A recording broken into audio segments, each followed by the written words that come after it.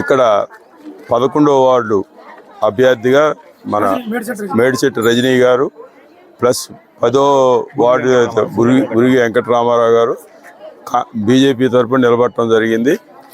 ఇంతకుముందు గతంలో పంచాయతీ ఉండగా కాంగ్రెస్ వాళ్ళది చూశారు, బీఆర్ఎస్ పార్టీ వెళ్ళి చూశారు.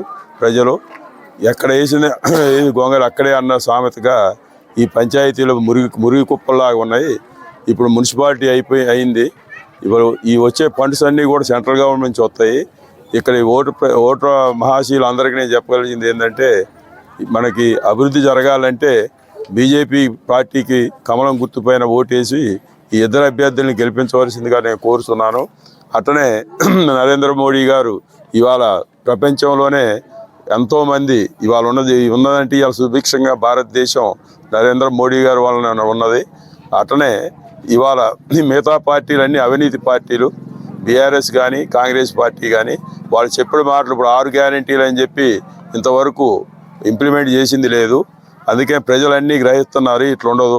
ఒక్కసారి అవకాశం ఇవ్వని స్థానికుడిగా సుధాకర్ రెడ్డి గారి బ్రదర్గా ఆయన నేషనల్ లెవెల్లో సుధాకర్ రెడ్డి గారు ఉన్నాడు.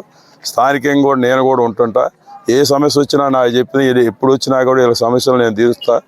అట్లనే కావాల్సిన నిధులు ఒక్కసారి గెలిపించి చూడండి.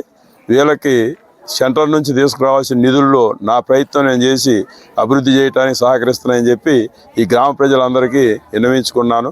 కమల పువ్వు గుర్తుగా అందరూ ఓటేసి గెలిపించగలరని కోరుతున్నాను. ఓటు వదిలాలి.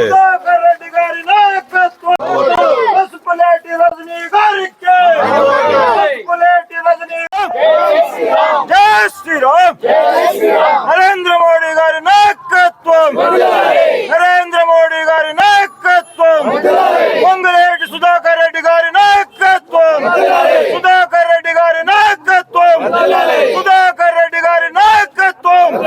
కమలం గుర్తుకే, కమలం గుర్తుకే, కమలం గుర్తుకే, పొంగులేటి రజనీ గారికి